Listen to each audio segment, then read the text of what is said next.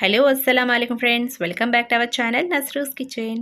ఈరోజు మన వీడియోలో వచ్చేసి బగారా రైస్, రోటీ, చపాతీ అలాగే వైట్ రైస్ దేనిలోకైనా టేస్టీగా ఉండే బంగాళదుంప వంకాయ కాంబినేషన్లో కుర్మాని ఎలా ప్రిపేర్ చేసుకోవాలో మీకు ఈ వీడియోలో చూపించబోతున్నాను.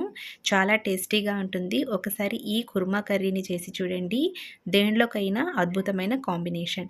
చాలా రుచిగా కూడా చాలా త్వరగా కూడా ప్రిపేర్ చేసుకోవచ్చు. మరి ముందుగా దీన్ని ప్రిపేర్ చేసుకోవడం కోసం ఒక పెద్ద సైజు బంగాళదుంపని తీసుకోవాలి. పైన స్కిన్ని రిమూవ్ చేసేసి చిన్న ముక్కలుగా కట్ చేసుకొని బాయిల్ చేసి తీసుకోవాలి. ఇలా బాయిల్ చేసుకున్న వాటిని మనము పక్కన పెట్టుకోవాలి. ఇప్పుడు స్టవ్ వెలిగించుకొని ఒక ప్యాన్ని పెట్టుకోవాలి. దీనిలో 2 టేబుల్ స్పూన్ల వరకు ఆయిల్ని యాడ్ చేసుకోండి. ఆయిల్ హీట్ అయ్యాక దీనిలో సన్నగా కట్ చేసి పెట్టుకున్న 3 వెల్లుల్లి రెబ్బలు, అలాగే 3 లవంగాలు, 1/2 ఇంచ్ పట్ట, అలాగే ఒక ఇలాచీని యాడ్ చేసుకోవాలి. అలాగే దీనిలో మనము కట్ చేసి పెట్టుకున్న 3 పండు మిర్చిని యాడ్ చేసుకోవాలి. అలాగే సన్నగా కట్ చేసి పెట్టుకున్న ఒక పెద్ద సైజు ఉల్లిపాయ ముక్కల్ని యాడ్ చేసుకొని ఉల్లిపాయలు సాఫ్ట్ అయ్యేంత వరకు ఫ్రై చేసుకోవాలి. ఇలా ఉల్లిపాయలు సాఫ్ట్ అయ్యాక ఇప్పుడు దీనిలో మనము ఒక మీడియం సైజు టమాటో ముక్కల్ని కట్ చేసుకొని యాడ్ చేసుకోవాలి. ఇలా యాడ్ చేసుకొని టమాటో సాఫ్ట్ అయ్యేంత వరకు కుక్ చేసుకోవాలి. ఇప్పుడు ఒక కప్పులో ఇక్కడ పెరుగుని తీసుకోండి. నేనైతే ఇక్కడ అరకప్పు వరకు పెరుగుని తీసుకున్నాను. దీనిలో మనము 1/2 టీ స్పూన్ వరకు పసుపు, అలాగే దీనిలో మనము 1 టీ స్పూన్ వరకు కారంని యాడ్ చేసుకోవాలి. అలాగే 1 టీ స్పూన్ వరకు ధనియా పౌడర్ని యాడ్ చేసుకోవాలి. అలాగే దీనిలో మనము 1 టీ స్పూన్ వరకు గరం మసాలాని కూడా యాడ్ చేసుకోవాలి. అలాగే దీనిలో రుచికి సరిపడా ఉప్పుని కూడా కొద్దిగా యాడ్ చేసుకోవాలి. ఇలా అన్నీ యాడ్ చేసుకున్న తర్వాత కలిసే విధంగా దీన్ని బాగా కలుపుకోవాలి.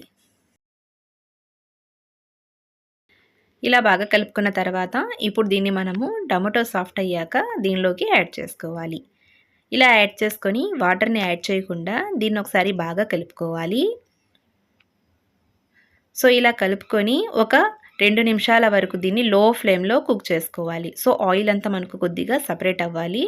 అంతవరకు దీన్ని మనము కుక్ చేసుకోవాలి. ఇలా ఆయిల్ కొద్దిగా సపరేట్ అయ్యాక ఇప్పుడు దీనిలో మనము బాయిల్ చేసి పెట్టుకున్న బంగాళదుంపల్ని ఈ విధంగా మ్యాష్ చేసి యాడ్ చేసుకోవాలి. ఇలా అన్నీ మనము మ్యాష్ చేసి యాడ్ చేసుకున్న తర్వాత అలాగే 2-3 వంకాయలను కూడా ఈ విధంగా కట్ చేసుకొని యాడ్ చేసుకోండి. ఇలా కట్ చేసుకొని యాడ్ చేసుకున్న తర్వాత ఒకసారి బాగా కలుపుకోండి. సో ఉప్పు సరిపోయిందా లేదా అనేది ఒకసారి ఇప్పుడే చెక్ చేసుకొని రుచికి సరిపడా ఉప్పుని కూడా యాడ్ చేసుకోవాలి.